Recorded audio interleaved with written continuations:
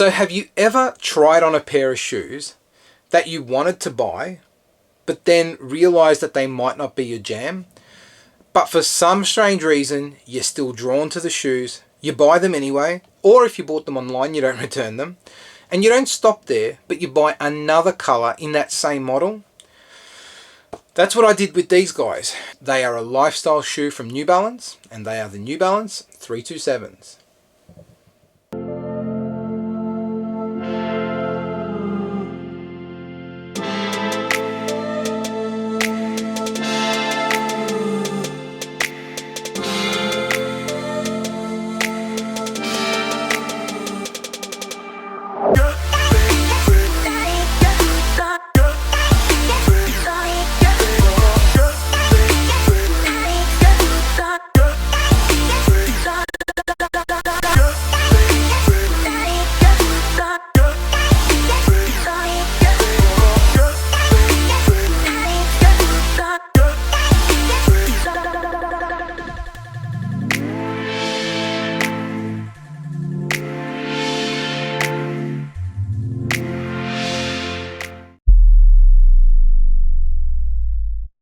Thanks heaps for dropping by for another video. Smash the like button if you get anything out of it. Comment down below if you've got anything to say. You know I love to talk about sneakers, so if you leave a comment, I am going to respond. And subscribe if you want to help me support the channel. Also, I've got an Instagram page. It's 3 Kicks a Day. Go over there and check it out. Give us a follow. You're going to find a bunch of shoe-related content over there. So the 327. It is a really polarizing design.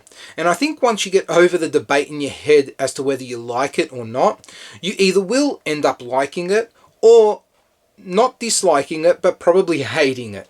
It is a very, very progressive design on the 70s models that it has taken its inspiration from. But that's one thing I really like about this shoe. It doesn't just say that it's taken inspiration from shoes from the 70s just because it's fashionable or whatever. It really has taken that inspiration and made it into this new silhouette. You can see where those different shoes have played a role in the design of this 327. The 3 shoes I'm talking about are the New Balance 320, the 355 and the Super Comp. The New Balance 320 was a running shoe released in 1976 and was the first ever New Balance shoe to bear the N logo on the side of the shoe. The New Balance 355 was a trail running shoe that was released in 1977 and was the first shoe, well, I'm not sure if it was the first shoe, but it was a shoe that had this exaggerated outsole pattern with these really overly pronounced lugs in the outsole. Then later in 1977, New Balance released the Super Comp, which was meant to be a performance track day running shoe that had a really lightweight upper. Very similar to what you're getting in this guy here. From a fit perspective, the 327 runs true to size, so I would recommend you buy whatever size you normally buy in a New Balance shoe. And if you've never bought a New Balance shoe, I'd just go with whatever shoe size you normally buy. Let's break down the shoe and talk a little bit more about each of the components, starting with the outsole. This outsole is very similar to the outsole that featured on the 355 that was released in 1977. That particular shoe was a trail running shoe, and so it would make sense that it would have such aggressive lugs. From a lifestyle perspective and how it fits on this shoe, there are no other interesting details as far as color goes, but it's functional for what it's meant to do, and I tell you, you could probably walk through mud and not slip in it. That's how deep these lugs are. I'm not prepared to try that out, but just so you know. Moving into the midsole, and with this colorway, and at least the other colorway that I have, you've got a single color throughout the entire midsole. It is black in this case, but there is no other real etching or branding on there. I'm not sure what tech they've used, but what you do get is a midsole that functions perfectly for lifestyle use. It's not springy, it's not spongy, but it's just well cushioned, and you're going to get a nice comfortable ride that you could probably run around all day in if you needed to. Looking at the upper, the first thing that's probably going to catch your attention is the fact that the outsole has wrapped up significantly around the toe box and more significantly around the heel. It is a design that was present in the original 320, I think it was, where the outsole wrapped up around the heel, but they've just exaggerated it a little bit more for the 327. And while it's polarizing, I think it's interesting and it does look good on feet. As far as the material choices that we've got here, there is basically 3 materials that make up this colorway. You've got a nylon base that is super lightweight, really breathable and comfortable on foot.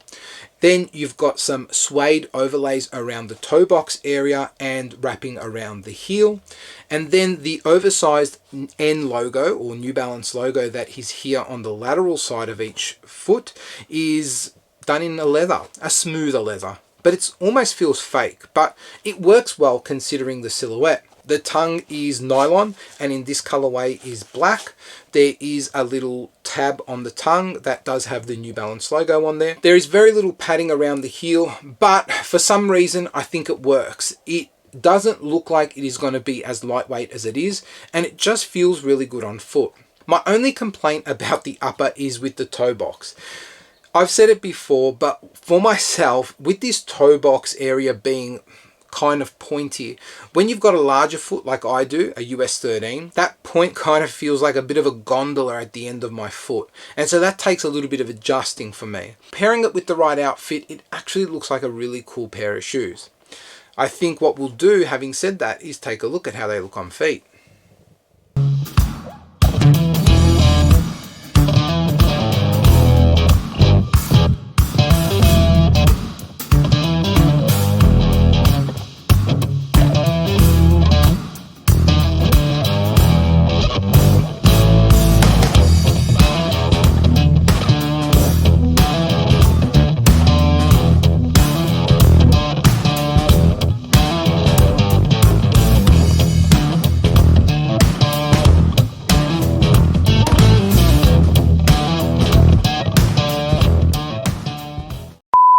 There you have it, guys. That's my thoughts on the New Balance 327. I'm really interested in your thoughts on these, if you've already picked them up or if you're debating whether or not you should buy them. Please leave a comment down below and let me know how you've gone or what you're thinking.